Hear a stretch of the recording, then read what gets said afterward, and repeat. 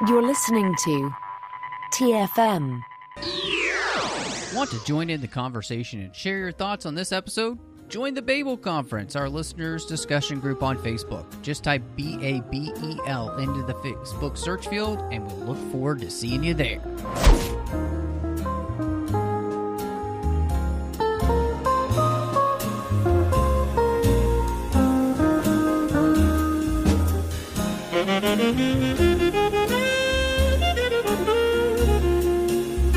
Well, hello and welcome to TFM's local watering hole, and I am just one of the hosts here, Matthew Rushing, and so excited to be back on Veld with my good friend Jimmy and the robot or android or something along that nature. I'm not sure exactly what he is, but along with me on this journey, of course, as he has been for every single Zack Snyder film with our Snyder Cuts 602 Club crossover, is none other than the illustrious John Mills. Indeed. John, it's so great to have you here. You know, it has been an interesting journey. We've gone through some real seasons of discovery here with Mr. Snyder, wherein I've seen some of his longer cuts of his works and said, the theatricals still don't care for, but the extended ones, I came to love.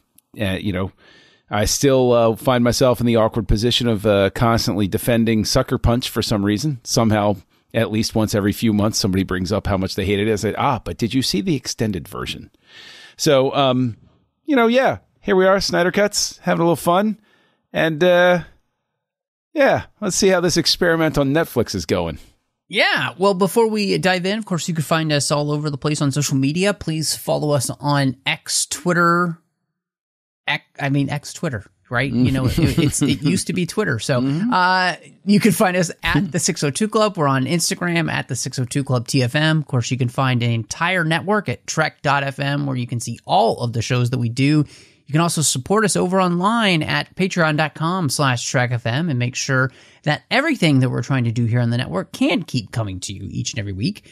And then you can find us, of course, over on the metaverse on Facebook at facebook.com/TrekFM, as well as the listeners-only discussion group called the Babel Conference over there, where you can talk to listeners from all over the world about every single episode that's coming out here on the network. So, John, the last time that we left the Rebel Moon universe, we had seen a battle happen where Admiral Noble had supposedly been killed, and it felt as though for those involved in this battle that they had scored a major victory. Of course, that movie ruined the fact that, of course, he had not been killed. He had been brought back to life, and so it ain't over. And so I just wanted to ask you, kind of as we're coming into this one, the fact that this is far from over, and our resistance fighters find out very quickly that the mother world still wants the grain from their world, and what they did had zero impact on whether or not they would be coming back. I'm just really curious just how you feel about that specifically, because I don't know. I'm just really curious where you are, especially as we come into the second film.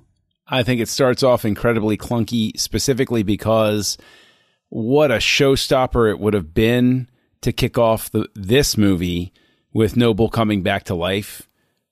At least you would have had that whole victory feeling at the end be preserved with the audience as well. And then the second one starts, and look at this through this dark magic technology fusion that's going on. The dude's not dead. And it's like, whoa, wow. Instead,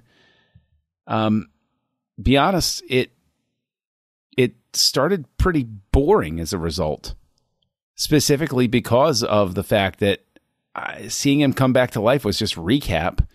And this whole recap with the robot giving narration in the beginning again. And Anthony Hopkins is always a joy to listen to, but I think it stumbles out of the gate, and the question is simply whether it finds its footing afterward. But I think this was a bad storytelling mistake on Snyder's part to end the first one the way he did and then start the second one the way he did. I think that's an incredibly salient point. because not just because I agree, but I think you really nailed one of the major problems with this film is that coming into it, we already know that it isn't over because we already know that Noble has returned. And so even if the mother world didn't have some grudge against Veld and still want their grain, this character is still going to want to come back and enact his revenge on these people that almost ended his life, right? And I would counter with your idea of even starting the movie with his return. I would say it almost would be one of those things to,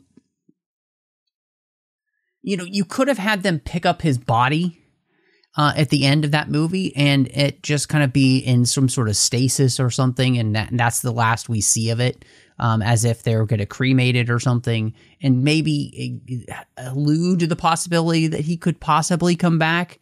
I don't know, but I do feel as though this movie might have been better off if it had started with them picking up his body.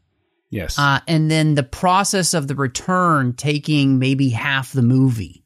And so that there is this tension of whether or not this character may or may not be able to come back.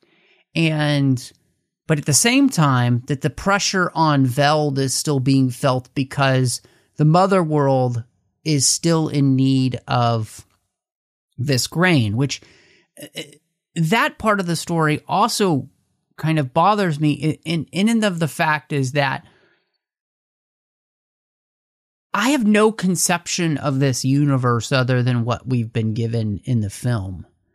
And I don't really understand the need for this grain because I haven't been shown why it's important other than it seeming like the mother world is vindictive, And so yeah. I think that's another issue which I'm having in the film is that too many places in the first movie and continuing into this movie, we're being told things.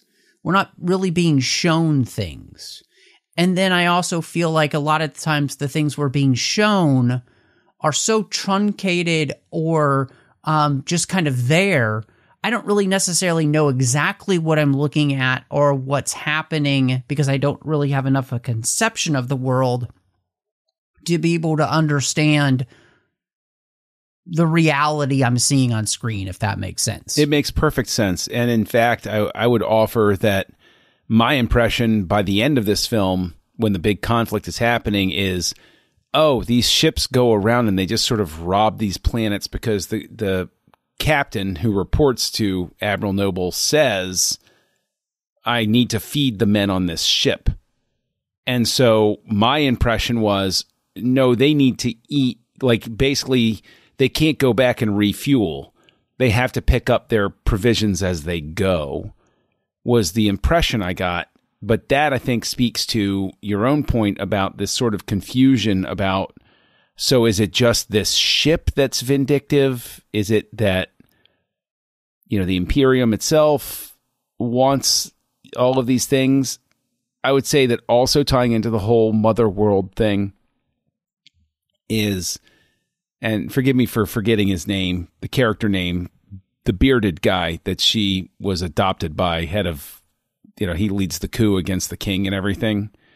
You know the guy I'm talking about, right? Oh, Belisarius. Yeah, yes. Belisarius. Yes. Yeah. They do not deliver in this one on the promise of his character from the first one.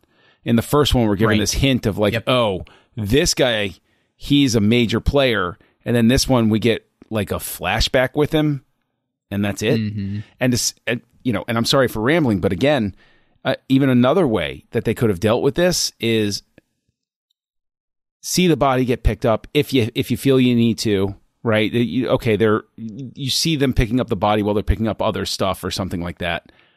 And then when that ship shows up and starts pounding the crap out of them, he walks out and he says, "Miss me?" And then you have a flashback there because this movie's tons of flashbacks with people telling what happened in the past.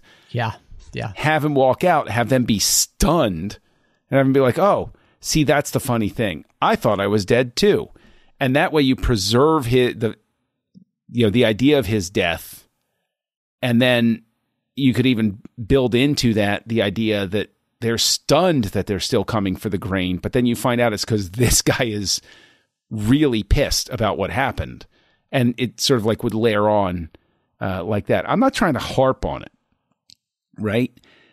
I really struggled with it through the whole first hour of it, with all of everything that was going on and how Snyder was deciding to tell the story. Yeah, I think it's really difficult to talk about this one because I feel like a lot of the things that happen in the film kind of lead from one thing to the next, in the sense of like, and I'll be honest, in issues that I kind of end up having with the film.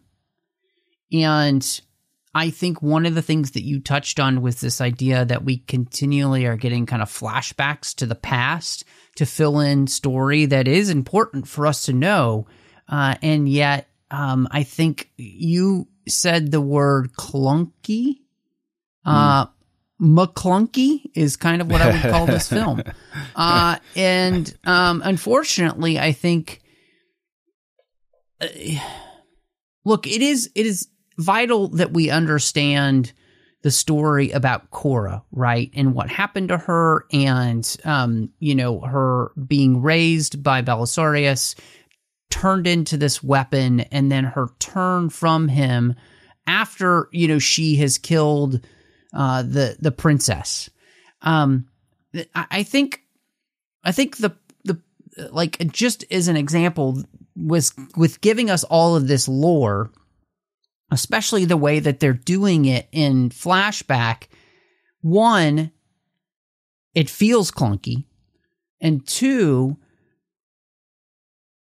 I still don't have enough of a context for her as a character in any frame of reference from what I'm being shown now to then to really understand, like, what was it about her that was making the change? Like, I get that the princess was special and she was kind of starting to change people all around her, even her father and everything. I get that. But so much of that, again, is just being told to us and barely shown. I really almost feel as though I needed to spend more time in these important areas of time for these characters to be able to gel then with their story moving forward. And that's just one example of a place where kind of dumping all this lore on us in the way that it's done, especially in flashback, I found to be very unsatisfying and unfortunately kind of frustrating as a viewer, just because it felt like this deserves more. And the character, it's like there is a 6-hour movie trying to get out. And, I think that's, I don't want to touch on that just yet, but just specifically, those are the places where I'm starting to really struggle with things, specifically with all these backstories. This is the first time where I really feel like I struggled with Snyder's sense of pacing, the same way that I've heard other people complain about it. I wasn't nuts about Man of Steel when I first saw it, but I thought it progressed fine. Batman versus Superman, obviously I really didn't care for the theatrical cut, but at least, it kept moving. This just, I mean, to speak to what you just talked about with the giving the backstory sort of stuff. Like I was saying at the beginning, like it stumbles out of the gate, and it just never. I literally looked at the runtime because suddenly I felt like, oh, okay, this is the part I've been waiting for to happen now, and it was just over 1 hour into the movie, and I think that all of the flashback stuff. You say, oh, I feel like there's a a longer movie trying to get out. What I really feel like is this is why I'm shocked to find out that there is a longer cut of both part 1 and part 2 coming out, because this really, the first hour of this feels like all of the stuff I was looking for in part 1 that I didn't get, and that the back hour of this movie is the ending that should have happened to make it a complete story. It feels like instead of, for instance, because it easily comes to mind because of who we are.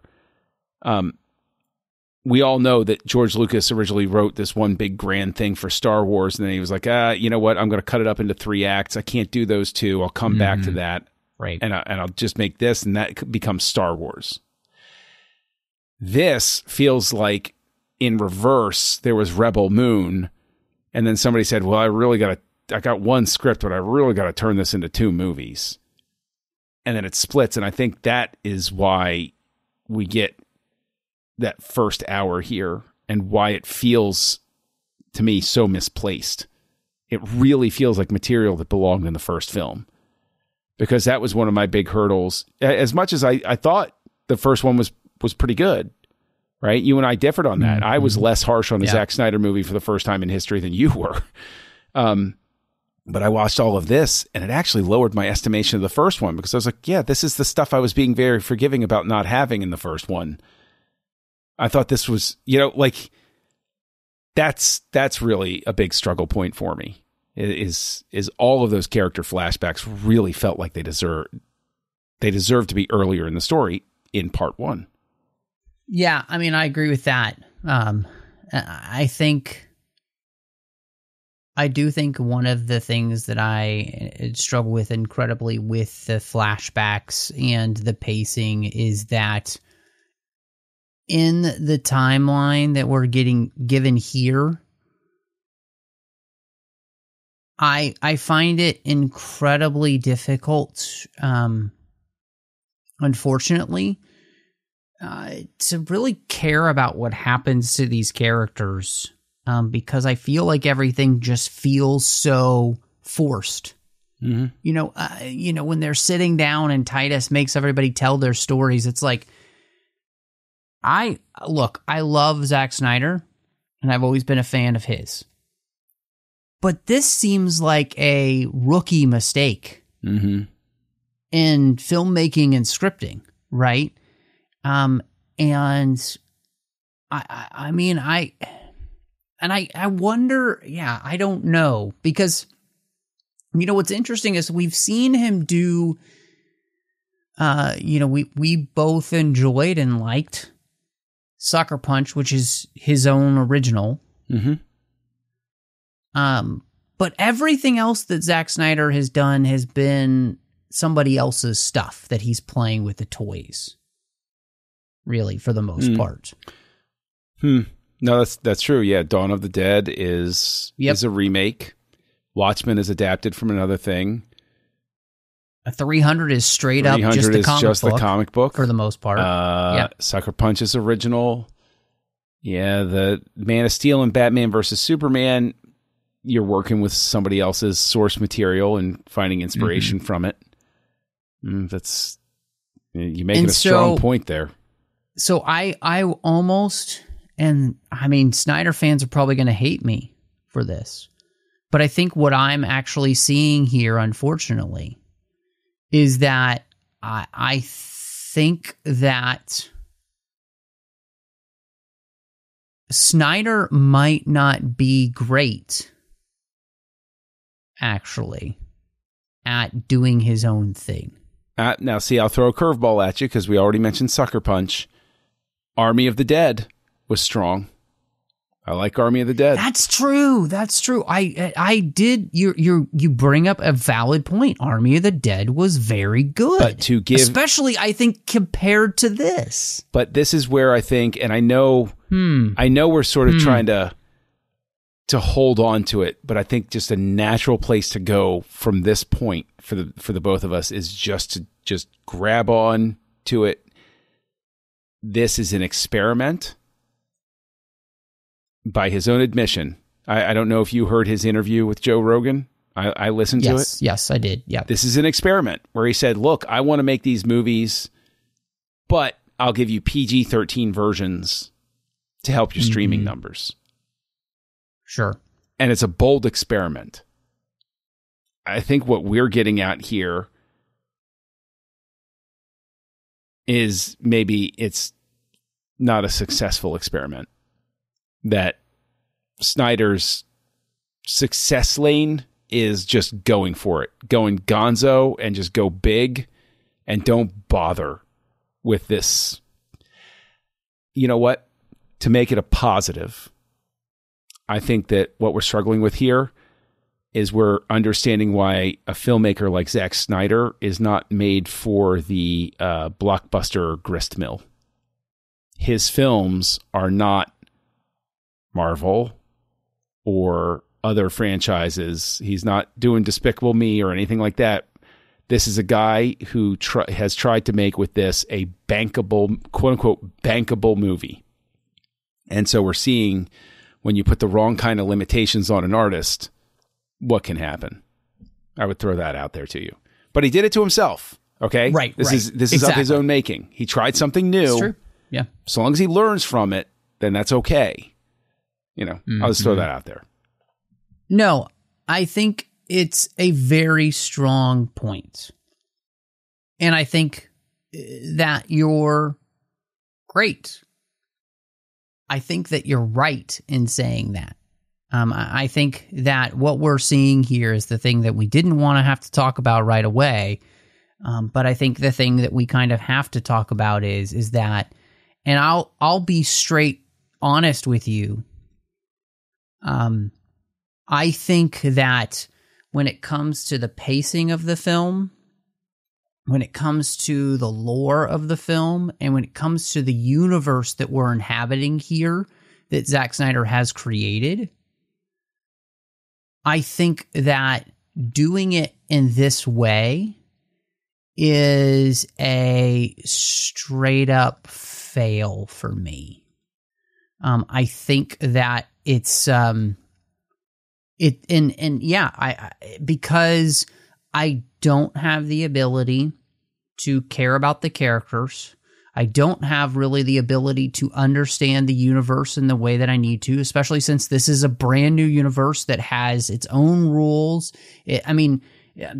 Just case in point, who Noble is and what type of thing he is and the bringing him back and all, like, it would be nice to have some semblance of understanding of that with him as a character. I think that would be really nice, you know? And the fact that we don't have any kind of understanding of that, I think, is actually a real frustration with the movie. I also, I understand that. And again, I listened to that interview as well, but I understand that Snyder is basically doing heavy metal, the comic book thematic type of things in this universe. But I mean, really a spaceship that's driven by coal or something? I don't know. Listen, just things like that. Just I don't know. There were just what I think what I'm trying to get across here is that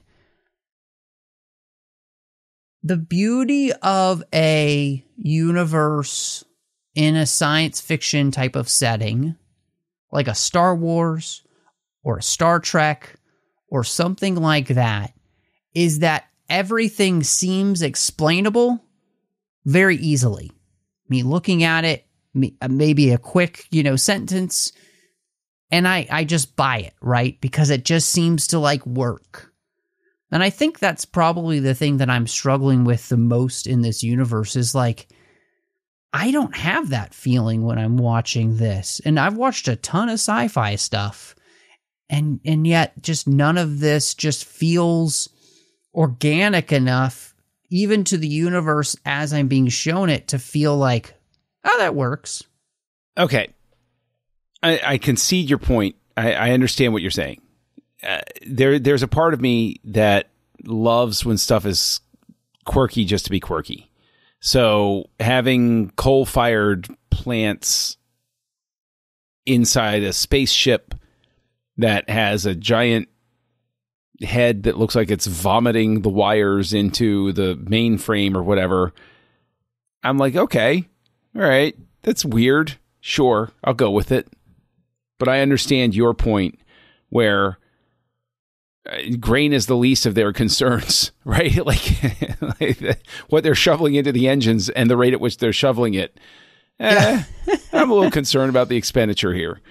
But that, I think, speaks to your point of be whimsical, be fun, be quirky, but be it in such a way that you're so engaging that I don't ask that question. Right? I blew past that because I said by that point in the movie that I saw it, I was like, whatever, it's fine. I'll keep moving. But I understand what you're saying, where it's quirky, but it's not quirky in a way that makes sense in any way without some form of dialogue to explain why the ship works that way. Right? Mm-hmm. And again, I don't mean to torture it with like a Star Wars thing, but like when they're doing broadsides in Revenge of the Sith and they're firing cannons like they're old pirate ships, there's a part of my brain that's like, that doesn't even really make sense. But I at least see crews running around, loading stuff, making guns work. And I'm like, all right, I'll go with it. There's like some sort of logic here that I'm seeing with everything running around that works for me. I think that the biggest piece of whimsy in terms of his coming back, I like that he doesn't attempt to explain it because there's no way you can explain it to my satisfaction. Unless you say, well, he's not really a human. He's basically General Grievous at this point. Or even Vader, right? You can just plug him up to a thing and change his oil and he's fine. But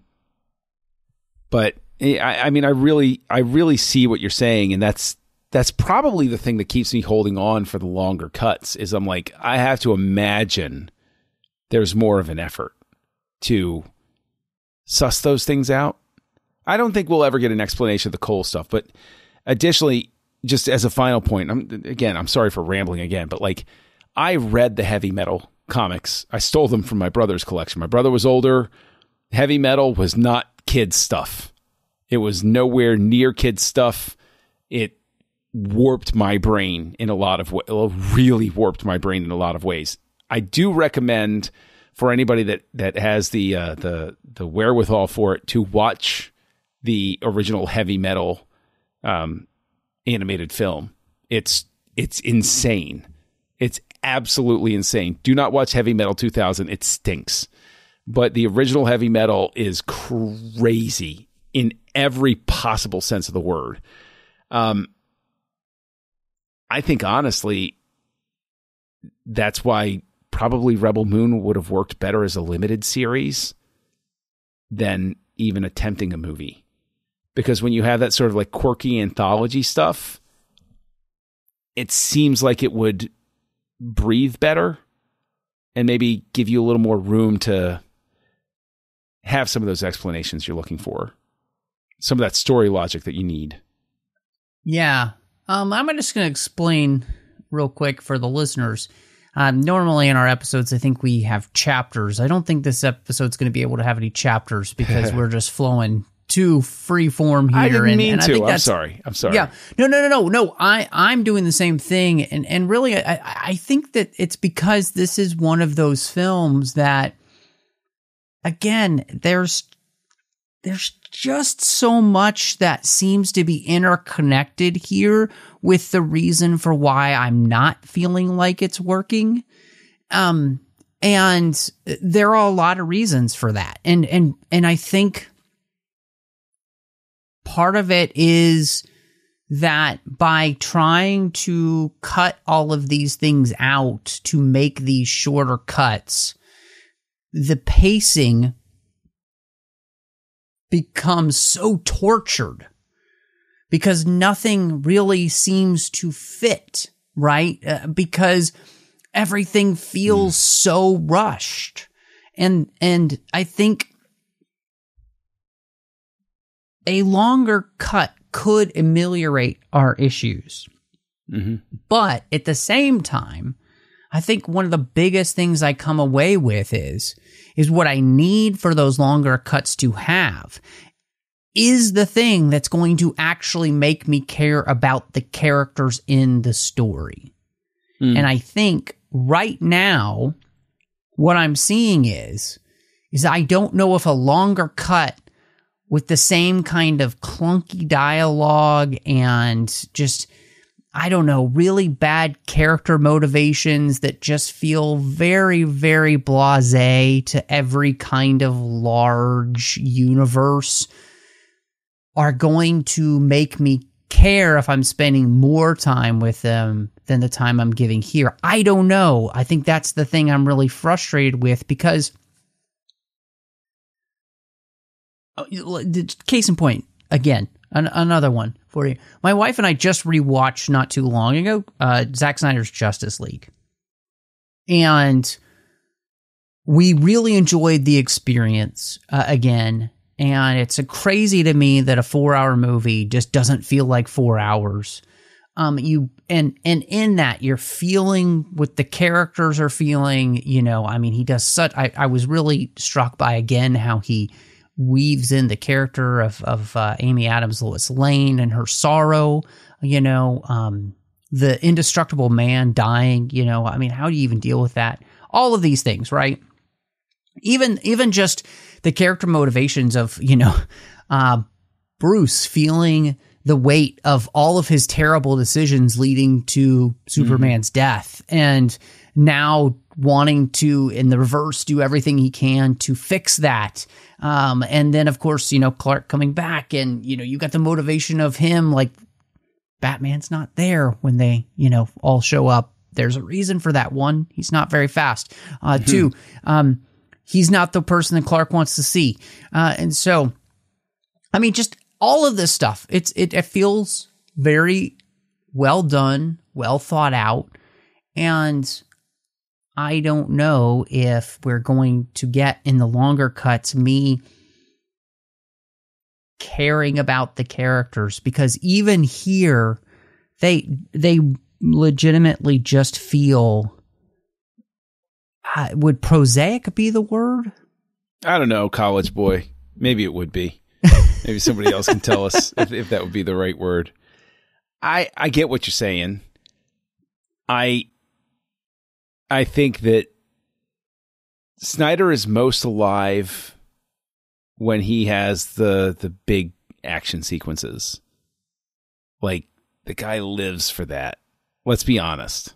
You know, you go to Dawn of the Dead, and some of the best stuff in it is when the zombies are going nuts. And you're just like, what is happening? Oh my gosh, I can't stop watching, even though this is crazy. Same with, I mean, Army of the Dead was like that. Yeah, Army of the Dead, yep. There, I also cared about the characters. I thought he had done a good enough job of bringing them to life to make me kind of, you know, get into it. And so there is that spark there. I believe that he can ameliorate a lot of our problems with a longer cut, because I think that's just his happier place. That's the more natural state of being for him. I find it odd that we're not going from longer to short. Like, I don't know why the longer cut can't just come out, because it usually goes longer cut, trimmed down to shorter cut. I think that might also be the problem, is I think that is part of this experiment is the reason he comes to life in the last hour of this movie is because we get to the action. This is what he really wants to be doing with this. And maybe it's just that instead of going big, long 4-hour thing forced to whittle down to 2, he's just starting with the 2. And that's just such strange territory for him, I guess. But again, at least the battle scenes are neat. But even in terms of the big battle at the end, geographically, it's more confused than I would typically expect. there are a lot of scenes happening where I'm thinking to myself, wait, where is this in relation to what I just saw? I don't know where I am on the battlefield right now. I think I'm over here, but now I see this thing, and that's closer to the ships, or is that closer to the building sort of thing? I think you're 100% right in that. I think one of the reasons that's the case is because they are working on a very small real set, that they built somewhere. And then everything else is a set extension. And I never have a large enough, I think, view of where we are in this made-up village and its surroundings to feel comfortable. I think that, to bring it to something on the same level, I think of the absolute genius that was Andor and its creation of that entire city and the creation of that entire planet where, it fit George Lucas's vision for how you do things, right? You have these wide shots as, you have people coming into the city, so you have a sense of the layout of the place. But then you've got all of this real set that, you get a sense of where you are. And all of these things are working together. And I think that's maybe one of the things that's just missing here is having that,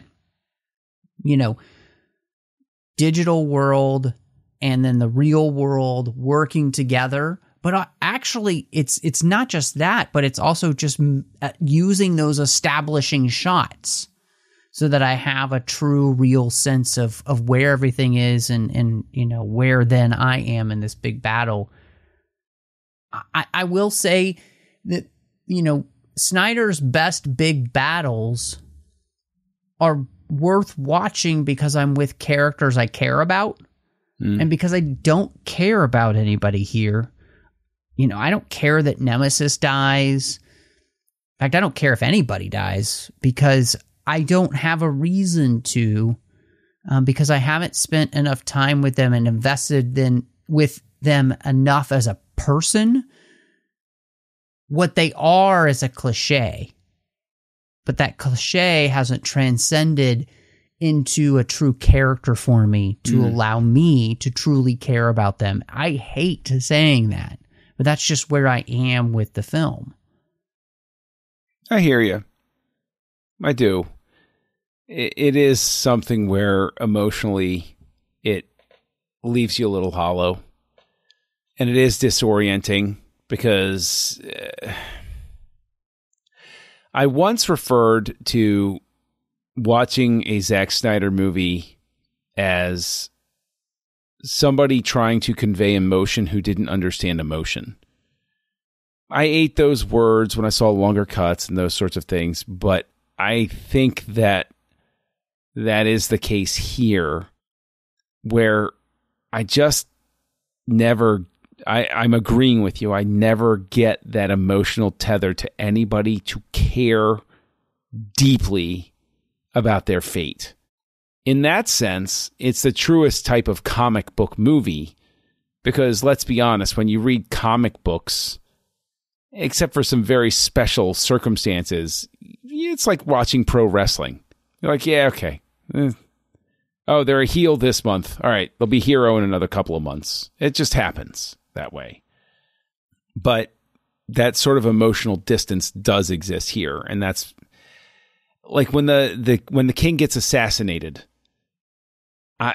I didn't feel anything. I was like, okay, I knew it was going to come. Oh, look, he's doing some Roman Senate sort of vibe going on. Okay, that's fine. I didn't, and even though I think that they were trying as hard as they could to make Korra's betrayal of the princess feel super authentic. Okay, it didn't really, and then to have at the end of it have someone say, "Oh yeah, by the way, she's still alive." It's like, wait, what? Wait, what? So the whole inciting incident for Cora being the way she is in a way negated. The whole thing about beating them in the first movie to keep them away from the grain, but they're going to come get the grain anyway, is negated. Killing Noble, he comes back at the end of the first movie, and then that's reiterated at the top of the second movie. It's like the movie doesn't want to commit to what would make me care about it. Does that make sense? No, I 100% agree. And then I think the other problem is that you're left with the movie and it ain't over. We're just kind of setting up more movies. And it's like, this is the thing that is frustrating because, when you think about, again, you mentioned George Lucas, and I think this is exactly what he's trying to do, is to create his own universe that would have the longevity of Star Wars. There's nothing here that makes me want to watch more of these movies right now, and specifically is because it just feels cheap. The beauty of Star Wars, the original, is that by the end of that film, if you never saw any more Star Wars, it's a complete story. It doesn't need anything else. I even argue that The Empire Strikes Back, even though it's a quote-unquote cliffhanger ending, even if George Lucas had been struck by lightning and Return of the Jedi wasn't made, sure, would I be disappointed? Yes. But the story ended in such a way where I could walk out and feel satisfied that all of the story arcs within the context of that chapter were resolved. I don't even have that resolution here. Mm-hmm.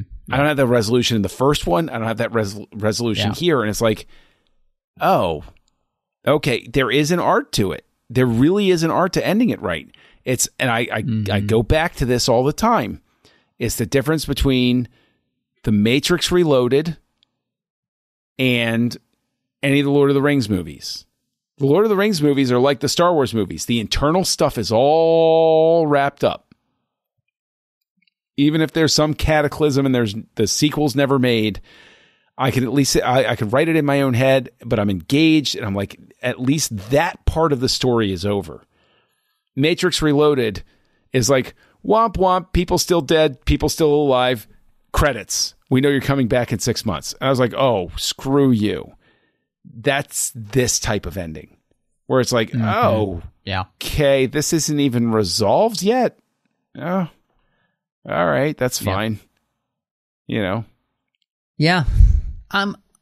We could talk about probably a myriad of other things, but I do think it kind of comes down to, as this second part is, what would you rate Rebel Moon Part 2, The Scargiver? If you don't mind, I'm going to interject here before you force me to give my rating.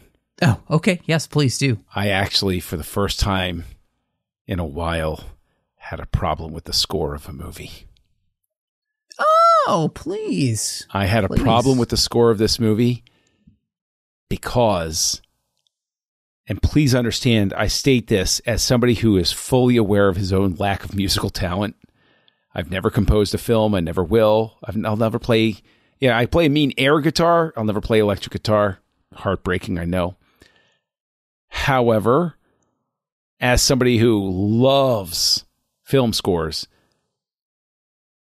the tracks on this felt like all of the unused tracks from Batman versus Superman and Mad Max Fury Road. The music felt like an afterthought, which was so disorienting for me in a Zack Snyder movie. It was as if the person making the music had as much trouble connecting with it as I did. And that, I think, hurt the film even more in a way that you can't quite put your finger on, but exists. I just had to say that. I had to say my piece about the music. So I think you're right. To me, this felt like Tom Holkenborg had written 6 to 7 hours of music for Zack Snyder's Justice League and just was like, oh, that'll work for this. Yep. Because it legit sounds the same most of the time. And I think the problem is that there's nothing about the music of this film that allows you to connect it to this as a universe so that it has its own specific sound. It just sounds like a lot of the other things that he's done before. And this needs, if you ask me, what this needs is a very operatic score. Because if you're doing heavy metal, if you ask me, the thing that goes with that is some crazy operatic and orchestral music with maybe some guitar, electric guitar. Crazy electric guitar. Yeah. Yeah, exactly. Yeah. So, and I feel like we just put more thought into it and that sounds terrible, but that's kind of what it feels like. And so, yeah, and one last thing that I've got to interject, I'm sorry, before we, who gives a rat's flying buttocks about Jimmy the Robot? Can you explain that to me, why I should care about Jimmy the Robot? I had a few problems with that myself, because it was like, oh, hey, he showed up and he can kill everybody. So why did he stop? Why didn't he get involved there? Why? Come on, Jimmy. Keep helping. Don't stop. Just go. And, honestly, Snyder, in some sense, it feels like he boxes himself in with the Superman problem. Because if you've got Superman, why wouldn't Superman just wreck it's the same problem you have with any overpowered superhero. Mm-hmm. And I don't know. He created it of his own accord. Now, I will say, I thought that it was cute that Jimmy the Robot got a Superman pose moment. I like that. Yeah. But yeah, no, I'm picking up what you're laying down with that. Yeah. Yeah. I mean, was there anything else that stuck out to you, or would ratings be a good place to land this? I think we're probably at the ratings part. Sure. Yeah, that would work. Yeah. Take it away. Well, gosh. It's tough. Literally for the first hour, I couldn't have cared less. I can tell you that if I had not made the obligation to speak to you about this tonight, which is always a joy because, I love talking with you just to begin with, right? I don't need an excuse. But I would have perfectly been fine with cutting this off and then being like, let's talk to Matt tonight. That's fine. I feel terrible saying this, but in all honesty, and this is me being generous, I'm going to give this a 1.5.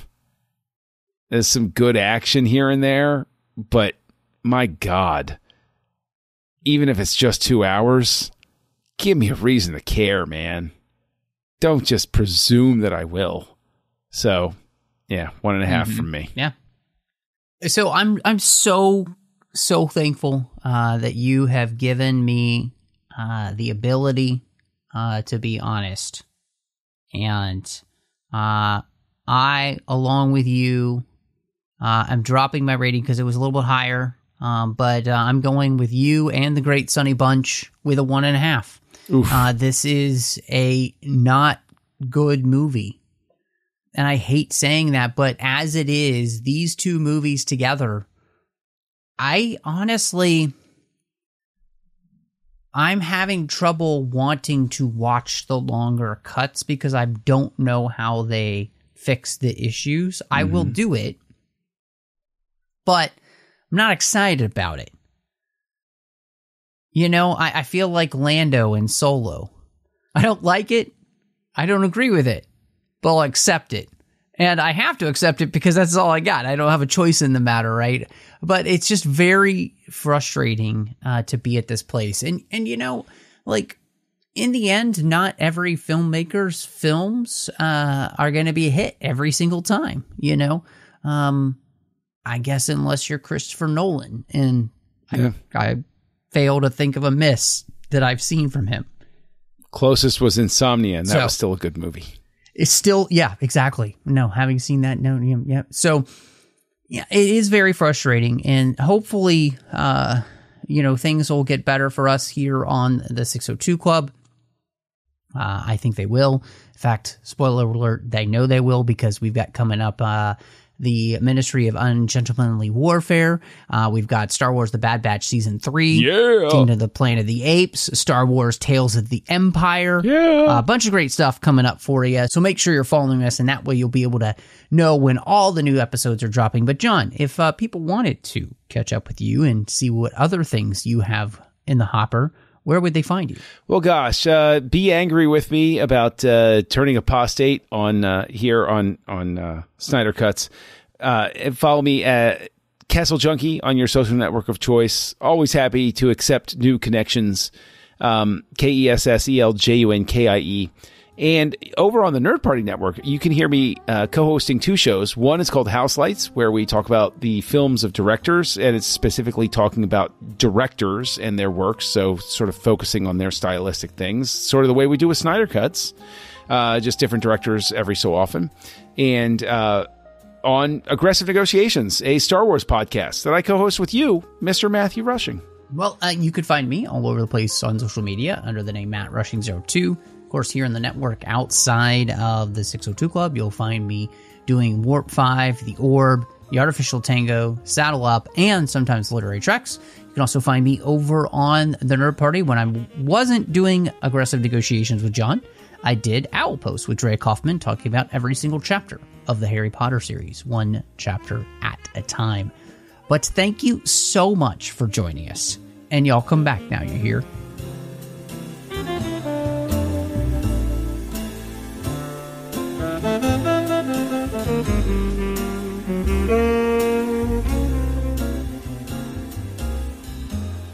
Thank you.